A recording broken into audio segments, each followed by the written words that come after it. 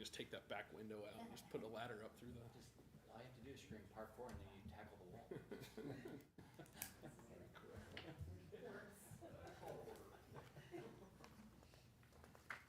looks that easy. I don't know.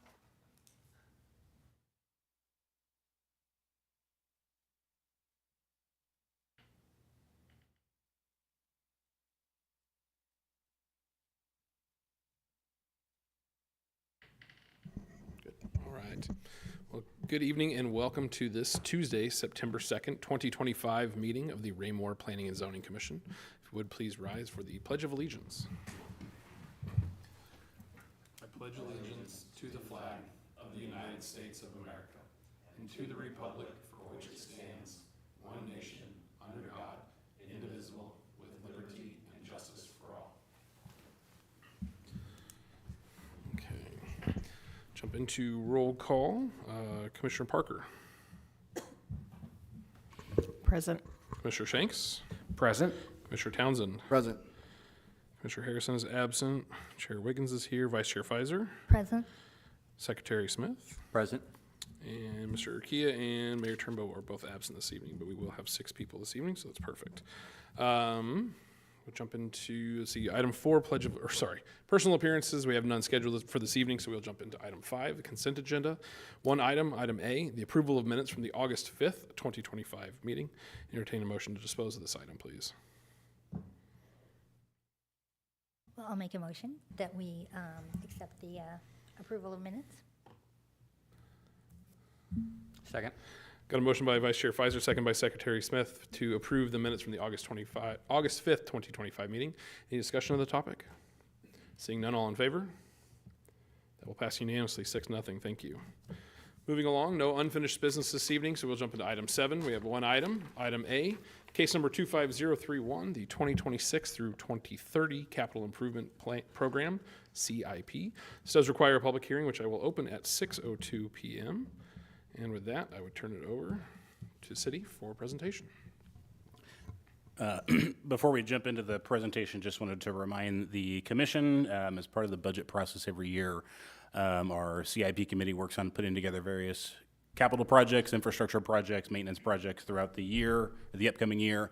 The commission's role generally in that is to review the projects and ensure that they meet and support the growth goals of the city as it relates to our comprehensive plan. And so each year, the kind of head of our capital improvement committee presents those projects, and the council has an opportunity to learn about them, ask questions, seek feedback, et cetera. So I'm pleased to have our finance director, Lisa Williams, here this evening to present the capital projects. And so if the commission has any questions, we've got different members of the staff here that have been involved in those, so open to whatever feedback or questions that the commission has. All right, thank you, Mr. Gress. Thank you, Mr. Chairman. The Government Finance Officers Association recommends that governments prepare and adopt a fiscally sustainable and multi-year capital improvement plan to ensure effective management of capital assets. The City of Raymore has a CIP committee that meets regularly to discuss progress of current projects as well as needs for future projects. The committee consists of myself as the facilitator, City Manager Jim Fearborn, Assistant City Manager Ryan Murdoch, he's the one that normally presents this to you, Development Services Director David Gress, Public Works Director Trent Salisbury, our ITS Director Jim Mayberry, our Parks and Recreation Director Nathan Mustine, and our Economic Development Director Jordan Lee. We meet bi-monthly. I'm here to present the capital improvement plan for your review and approval. There are $6.8 million in projects that the CIP committee is presenting. In our process, each member of the committee, as needed for their department, builds projects that they would like to be considered for the upcoming fiscal year. As part of our annual budgeting process, we present the projects to our city manager. The presentation was on July 10th and 11th this year. Public Works had a lot of projects, so it took a couple days. Mr. Fearborn carefully reviews the projects based on many factors, including our comprehensive plan, the urgency of the project, and our funding that's available for each project. He and I work together on what capital funds will work for funding each project that's being considered, as well as the funds that are available in each of those capital funds to know what we are able to fund and prioritize. Our capital funds are funded primarily through sales taxes, development fees, and transfers from our operating funds. All right, let's dive into our projects that we're recommending. As we go through the projects, I'm going to skim over our ongoing projects and focus primarily on our capital projects that are being introduced for fiscal year 26. And I'll go in order of our CIP. I believe that Mr. Gress distributed that to you. For our CIP, it's page 18 of our CIP. I'm not sure how it's numbered for you, but I think our page numbers are still on that project sheet. All right. Our first project is in our BURP fund. Actually, the first set of projects in our buildings and grounds, but funded by our BURP fund. The first one is City Hall landscaping and tree replacement. The project cost is $39,600, again, funded by our BURP fund. The City Hall landscaping and tree project will revamp our front landscaping entrance area. You may have noticed as you come in and out that a lot of our plants up there are dying and need to be replaced. Nathan Mustine, our Parks Director, presented this project. It's going to include decorative rock, boulders, fountain grasses, junipers. It's going to require a lot less maintenance. Right now they pull everything out and replant. This is going to be a lot less maintenance for them. And it also includes removal and replacement of dying trees that are around City Hall, around the circle. So that's the gist of that project. And then kind of tied to that project, this one was presented by our Public Works Director. The next project we're looking at is called City Hall Refresh. It's $277,420. Again, this project is being funded from our BURP fund. The City Hall Refresh will include replacing all the existing asphalt in the front and back parking. It's currently asphalt and it's going to become concrete. Then there's going to be a conduit that's placed to install for under the front entrance sidewalk over here on the side where the Christmas lights go to keep the trip hazard that happens from those. And then one of my personal favorite parts of it is that's going to include a speed table across the front entrance for pedestrian safety. There's probably twice a week I almost get run over coming in, so I'm excited about that part. Again, that's $277,420. We'll move on to our council chamber projector. So there will be a ladder out sometime soon.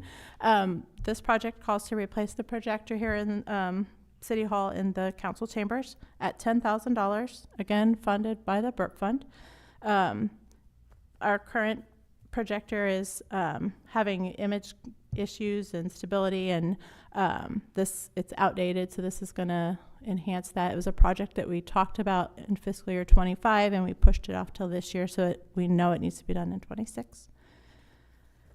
And then the next one is an ongoing project in this Buildings and Ground Fund, and it's our server replacement program that was presented last year, which is a continuation of making sure our servers are up to date continuously.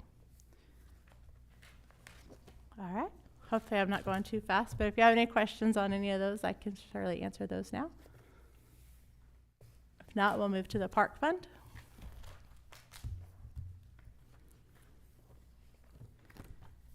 The first project that I will present to you in the Park Fund is our park signage project. This one is presented by Nathan Mustine, our Parks and Recreation Director. It's $130,000 funded from our park sales tax fund. This project is to replace or install new park signage throughout our park system, including our trails.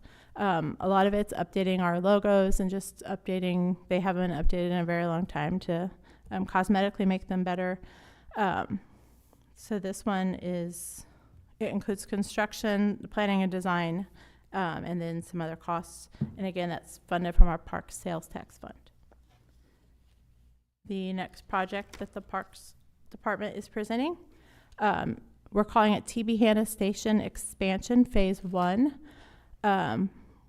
This project is over where our TB Hanna Station Park is at. We are purchasing property this year it's included in our projections for this year, and this is going to include removal of that house at 204 South Adams property, or South Adams. And then we're removing and trimming hazardous trees and getting, and then consulting and design for what this next phase of that project's going to be. This project is $164,000.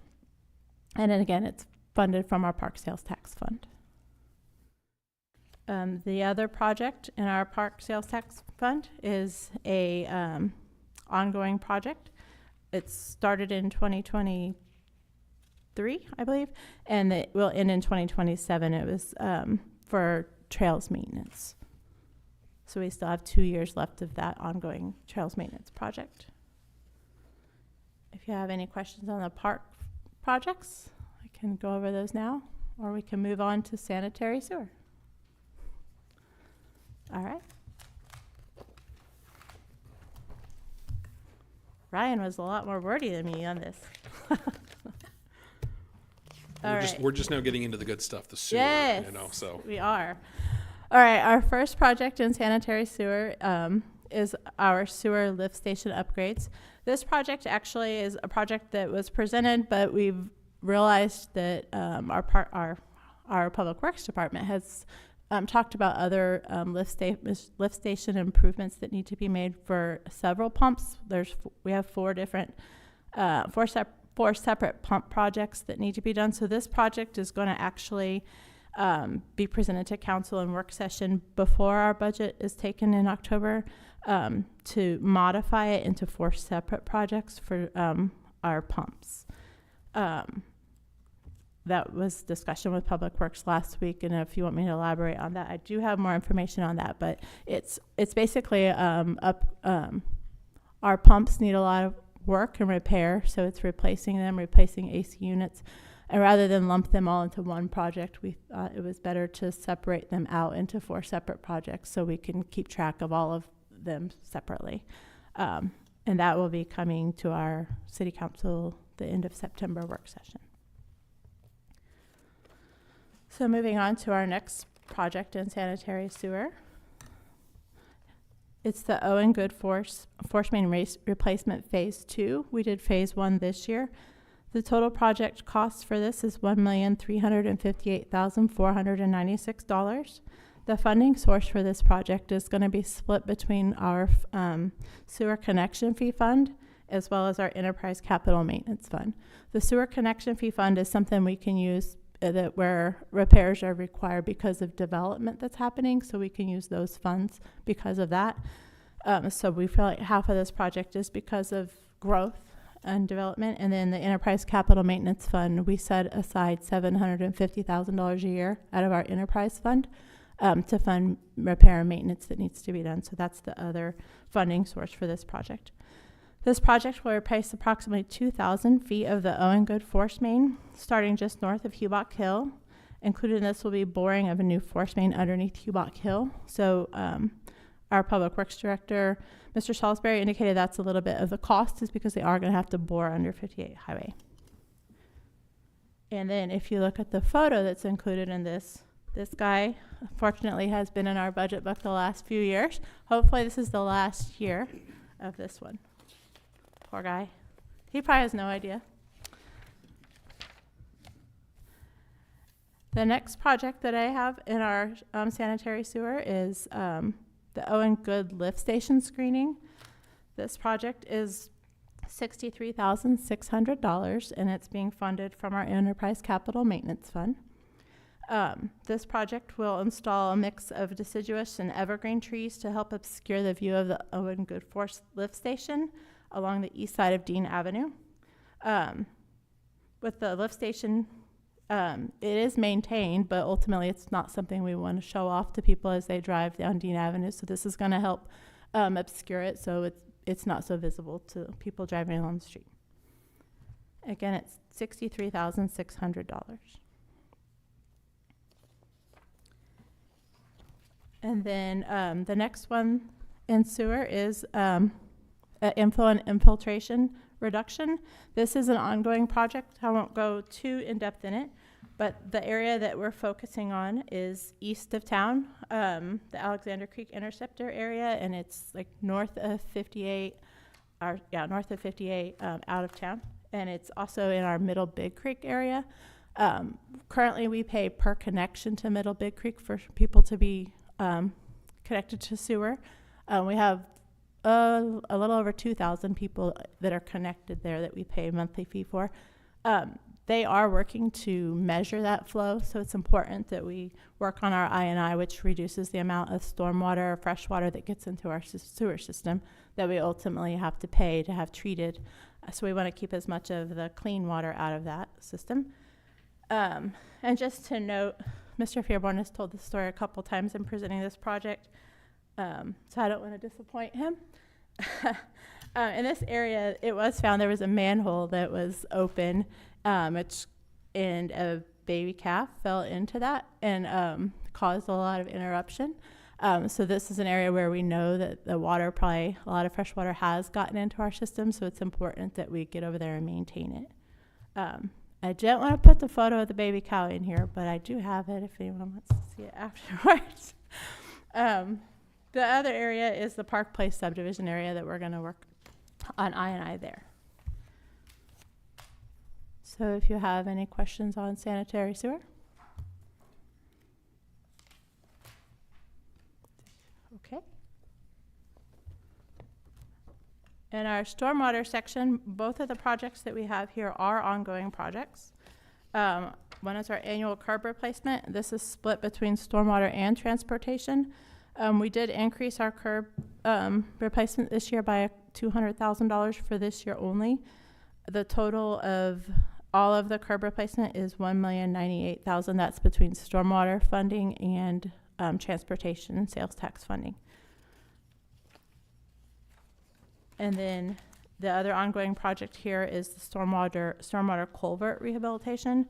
Right now, I show 2027 will be the last year that we currently have that funded for, or planned for. And it involves the rehab and replacement of stormwater culverts that we did an inventory a few years ago, and we've been working to get those repaired and replaced. And again, those are all funded by the stormwater sales tax. I had a very quick question about curb replacement, because I know that's Okay. a big thing for a lot of folks. I know it continues to be something that if we had unlimited funds, it would, a lot could go towards fixing curbs. A few months back, the city of Raymore, sent out the kind of annual or whatever, I don't know, quarterly newsletter or how often it is, that listed the street and curb projects for 2025. One of the streets in my little circle was listed on that, and we've not seen anything come through. Is that an ongoing thing? Have some projects potentially be pushed? I don't know, Mr. Perry, if I know you're still fairly new to the city, but I didn't know if this would be directed to you or Mr. Fearborn, but just curious if there was any changes to what was published 2 or 3 months ago regarding. So the street preservation program, they do 2 mobilizations a year, and the second mobilization is coming back in October. Fantastic. So you should see that this fall. Cool. I know a lot of people with cantaloupe-sized chunks of concrete sitting in front of their home that are looking forward to those being replaced. So, thank you. All right. Our next set of projects, which is our largest section, is transportation. And there are a lot of ongoing projects in here.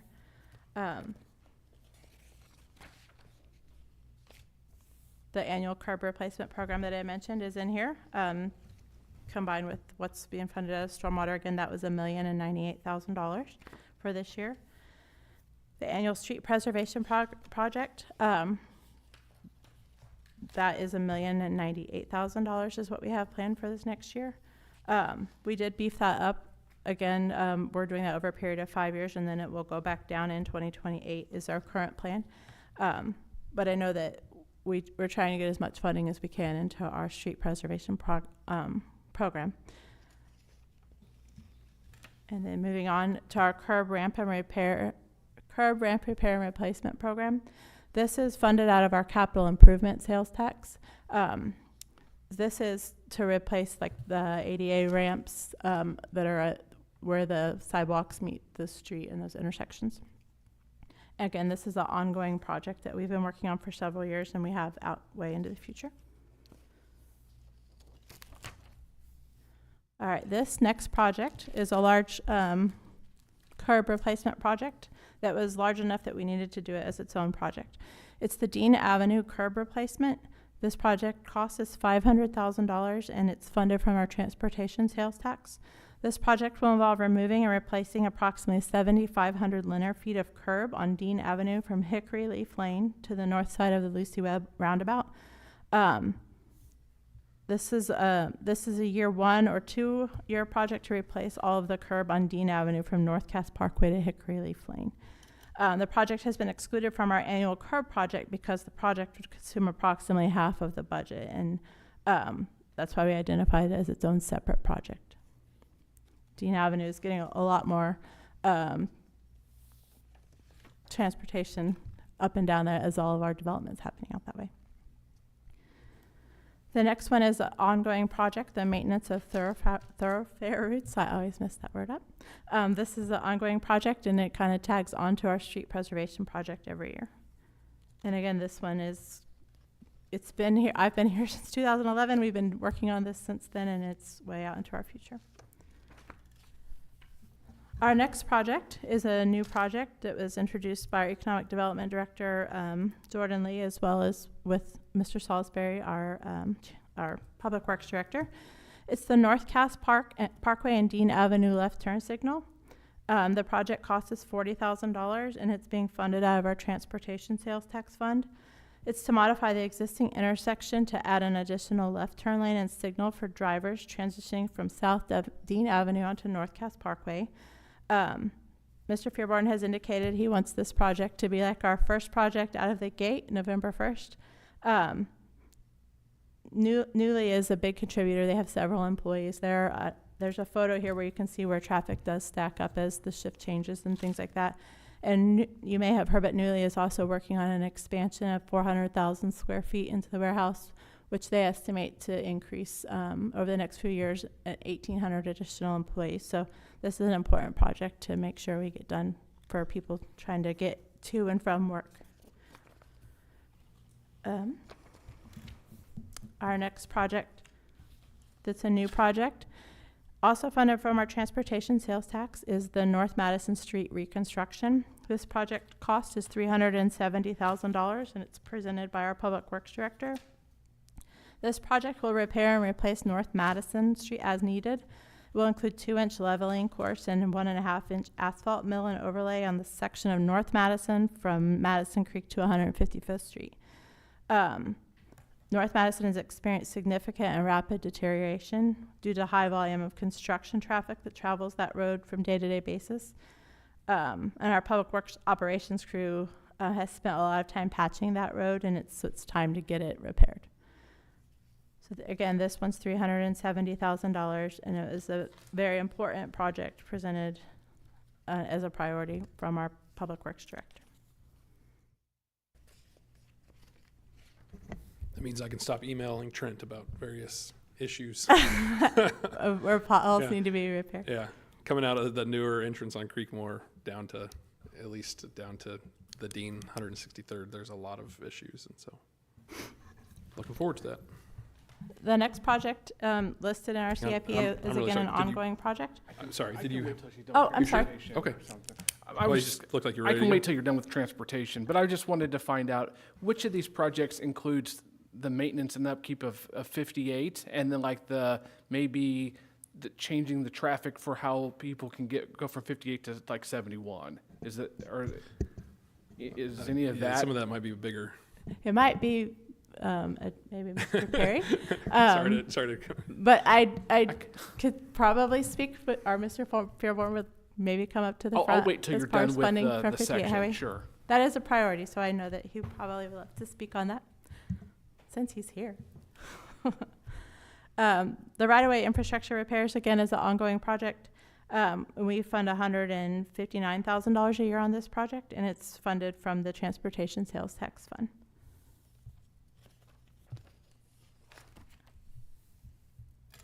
Our next project in transportation is the sidewalk replacement program. This project cost is $328,600. It's being funded by our Transportation Sales Tax Fund and was presented by our Public Works Director, Mr. Salisbury. This project involves replacing 3,000 linear feet of sidewalk that has deteriorated throughout Raymore. It's an ongoing effort to upgrade our city's pedestrian network.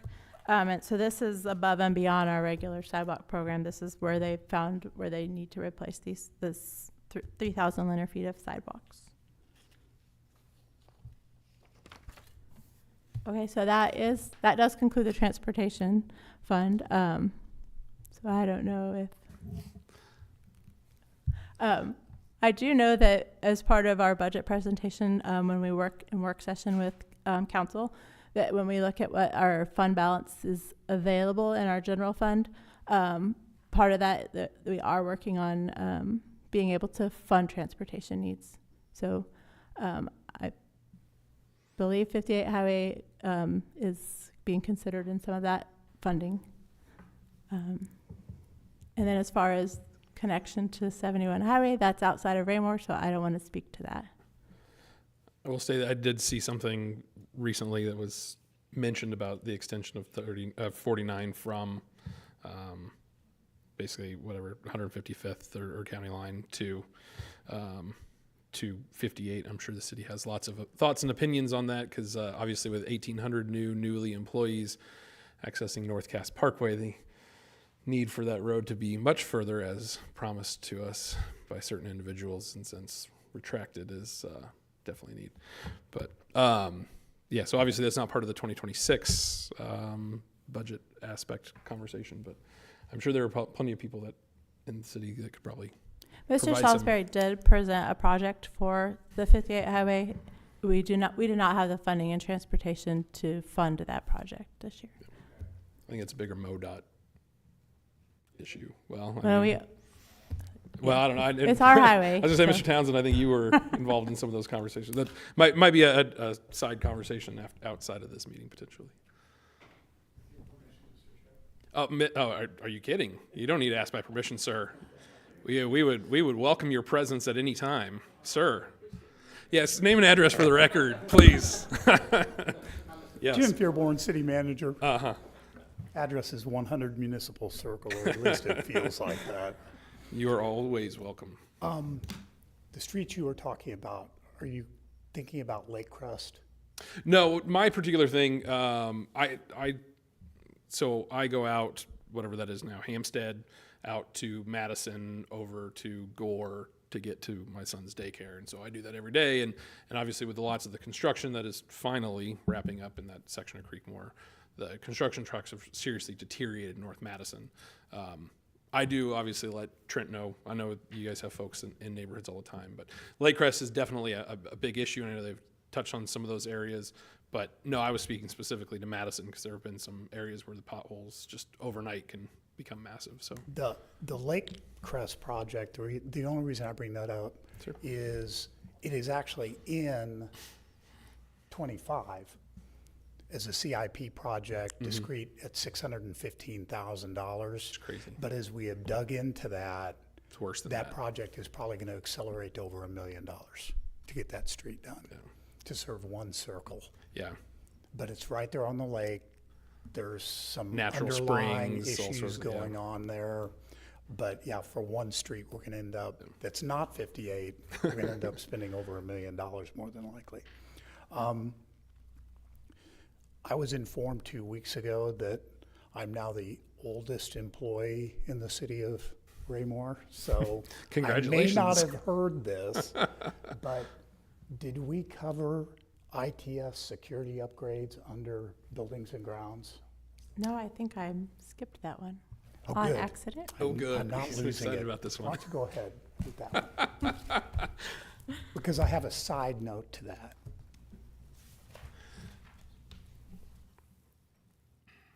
All right. So the ITS security upgrade, that was presented by our ITS director, Mr. Mayberry, and it's $65,000, and it's being funded out of our BURP fund. This project is going to primarily focus on various park locations as their primary focus, and it involves major upgrades to the security infrastructure, including software replacement, camera additions and replacements, and security product additions. That one, I think that they were still questioning on the. Now that you're here, it made me nervous. Here, I'll look this way. Usually you're on my right side. But gunshot detection sensors, panic buttons, radar sensors, and things like that. We've had a lot of vandalism in our park, so I know that that's the main reason that they're wanting to focus on our park locations first. And then I'll let you dovetail off. And she touched on it just now. We are experiencing tens of thousands of dollars in vandalism to the parks at this point. So we've got to go overboard on that. This is going to be money that we hope will save us money in the long run. Again, the cameras will have motion sensors on them, come on, in addition to lighting. We always have to be a little bit careful with additional lighting in the parks because that bothers the neighbors. We don't want to be in that type of a position, but I noticed that one got sculled over. The signal I was going to bring up again, with the 1,800 additional employees down at Newly, that's going to bring the count to approximately 3,000 employees down there, easily our largest employer. In addition to the congestion from that, we need to address the fact that a lot of the traffic from the South Commerce Center now is also going to be using that light. So as it grows and we have large employers down there, that light's going to be more and more necessary. Last item, the Dean Avenue issue. So I will be recommending, like I do to the council every single year, that they utilize available fund balance, which is in excess, we are estimating right now, of over $2 million. Going to be recommending to the council that they spend $1.3 million of that, just like they did last year, and dedicate it strictly to transportation. Can't get enough transportation stuff done. Everybody has bad road, everybody has bad curbs, they're never gonna go away.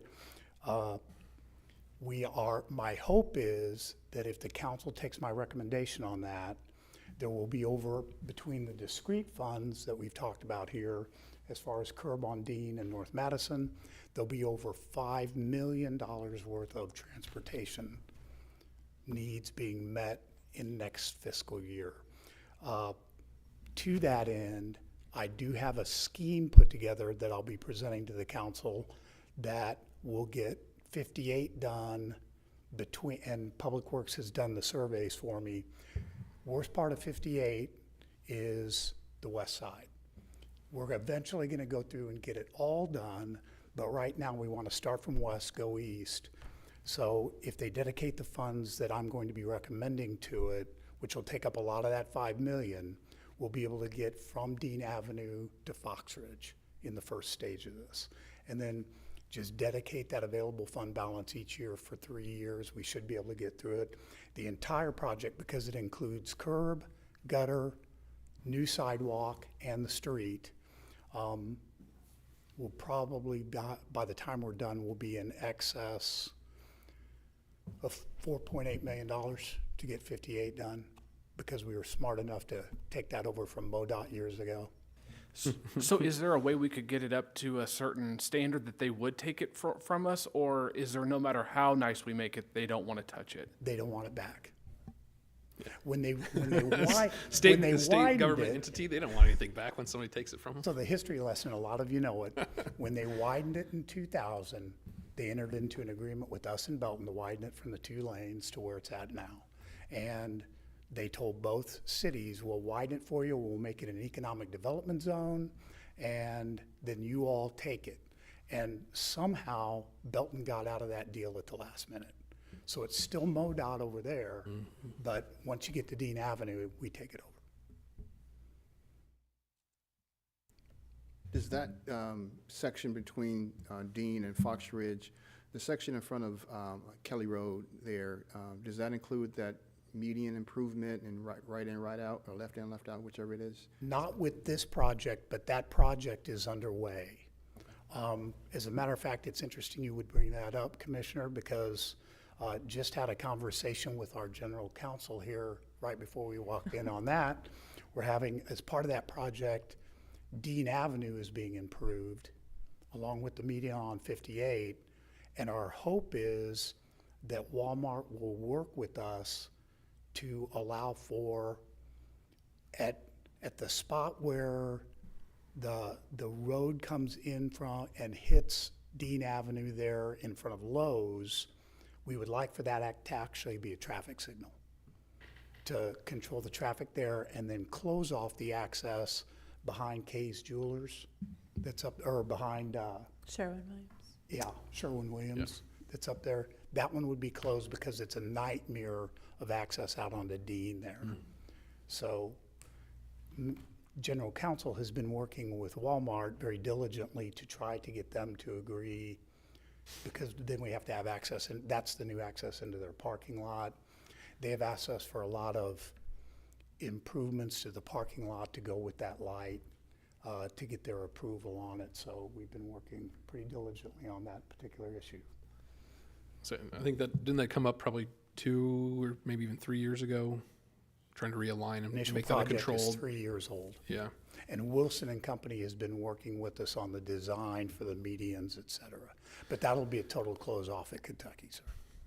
And would those be just a single curb median, or is it a physical, like, the only reason I ask is because I, look back to what happened on 58 on the west side of the highway. I think even one of our own commissioners' children had their car severely damaged due to the median style that they put in, and you just drive through there, and every single one of those new median curbs is completely chunked up and destroyed from people hitting it. So didn't know, not that it really pertains to this particular CIP discussion, but always of interest. Yes, sir. Oh. He's sitting here going, this doesn't Wise apply to move, this Counsel. conversation. Noting his point. Any other questions we can answer for you? Thank you. To water supply. Yes. Our last section is water supply. This does include an ongoing project, which is our hydrant replacement project. That project for fiscal year 25 is actually put on hold. They're working on a project over in our Old Town area of identifying where all of our water lines are at. They're working with GIS. It's an older area of town. So they're working on knowing where our valves are at and where our water lines are at before we work on trying to spend the money to replace them. But back into our plan for next year is to do the hydrant replacement program, again funded from our Enterprise Capital Maintenance Fund, and for $204,733.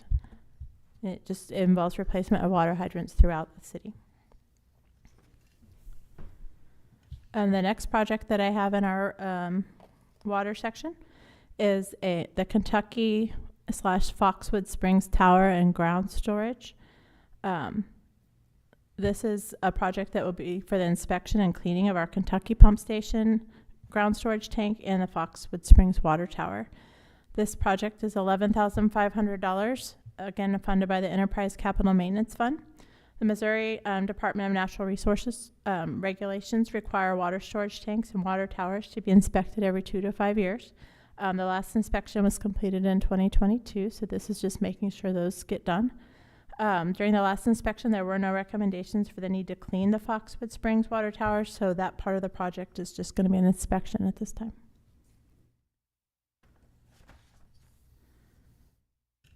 And then the last project that I have in the water section is the Original Town Valve Installation Program.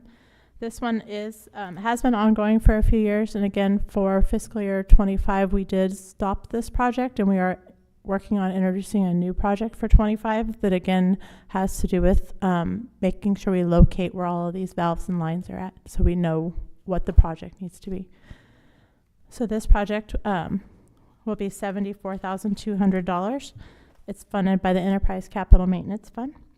And this project involves inserting additional valves around Original Town in an effort to limit the number of service disruptions that residents in this part of town experience when there's a water break. And I think that's all I have. So if you have any questions on water, I can help with that now. Thank you. Anybody have any questions on water or any of the sections that we have discussed this evening? Obviously, we got some additional transportation information in, but anybody have any questions? I have a question. Yes, please, Vice Chair. Did the baby cow survive No. the fall? Oh. Well, sorry, I asked. If you want to see pictures of the baby cow, she No, apparently that's has them. okay. Wonderful. Thank you very much. Mr. Gress, anything, or tonight you're Mr. McCumber, but anything to add? Or is there anything else for the presentation? I don't think so. No, I appreciate the in-depth presentation from both of my colleagues here, and I appreciate the questions of the commission. Very good. So just to confirm, obviously this is a public hearing, so at this time I would invite any members of the public to come forward if anybody is out in the wings.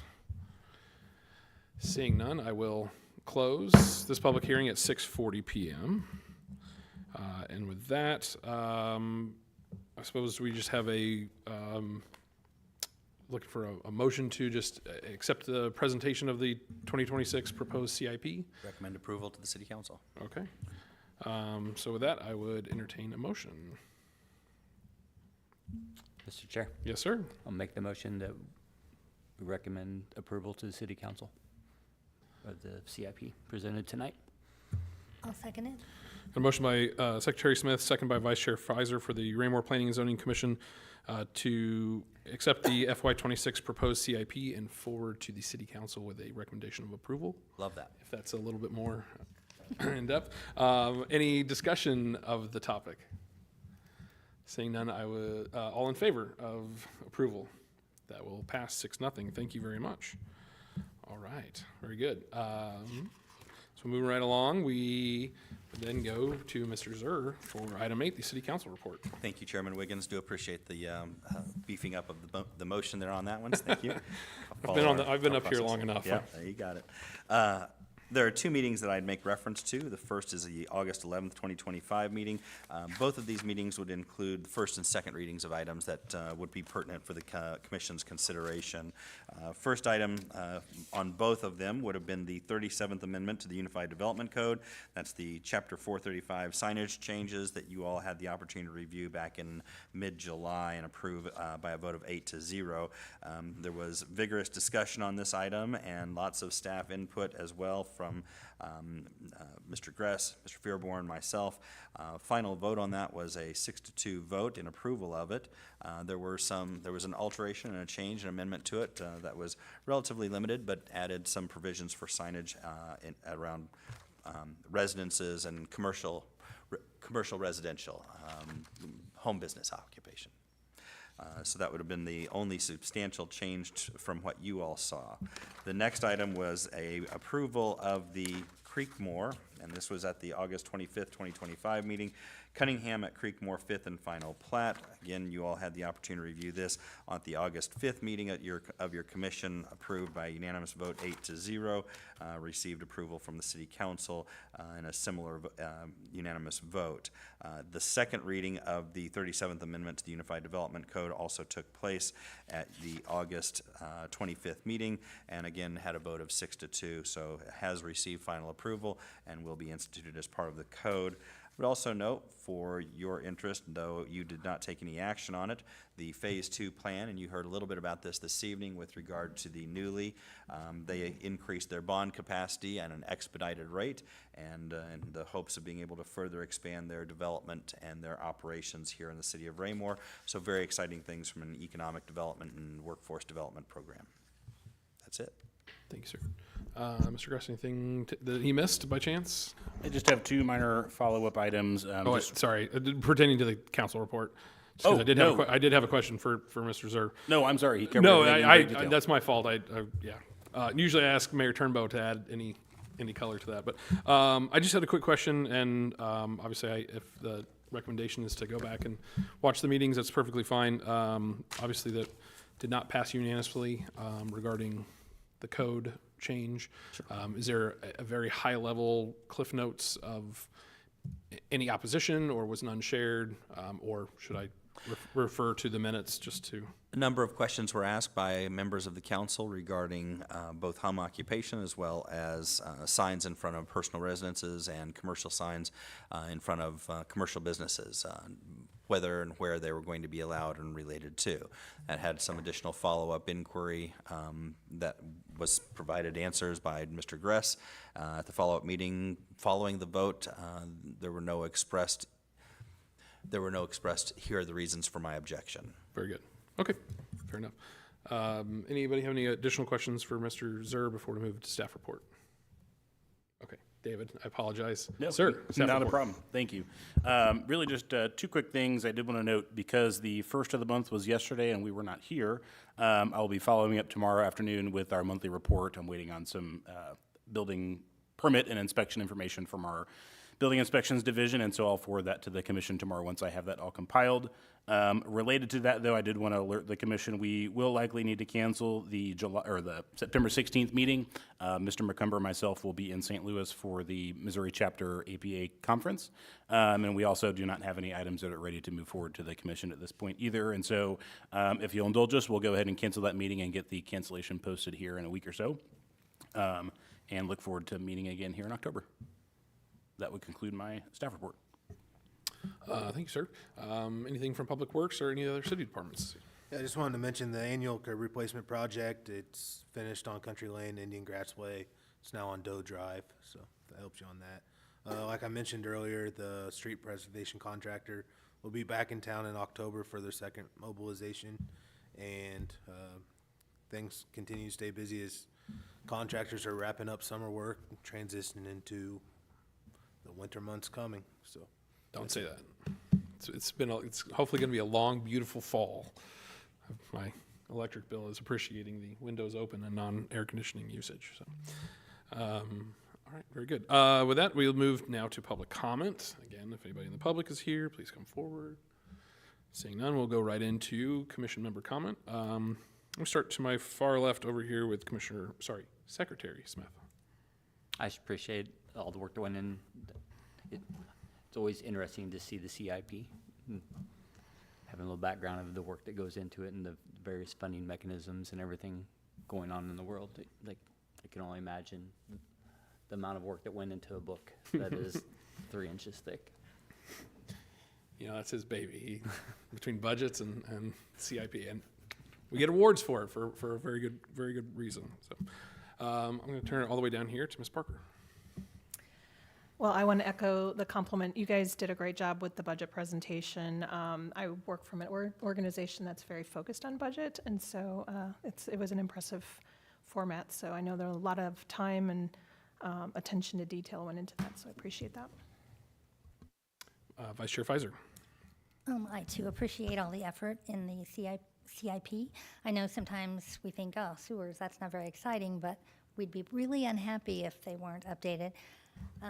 I also want to point out that there's some new artwork in the city on Foxwood Drive, kind of right across from Eagle Glen School. There's a new sculpture called Fiddlesticks. It's very colorful.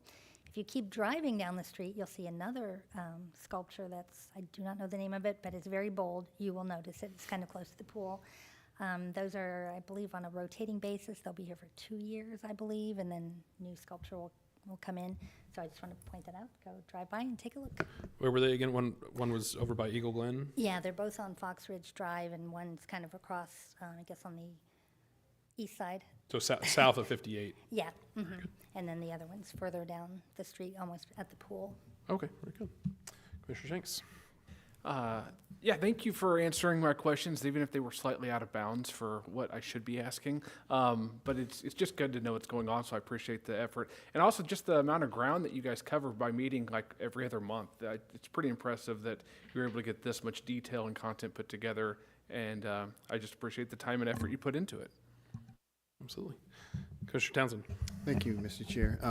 Very refreshing CIP presentation tonight. Having dealt with some budgets in other places, the skill and effort you all put into putting this together is exemplary. So again, awesome work.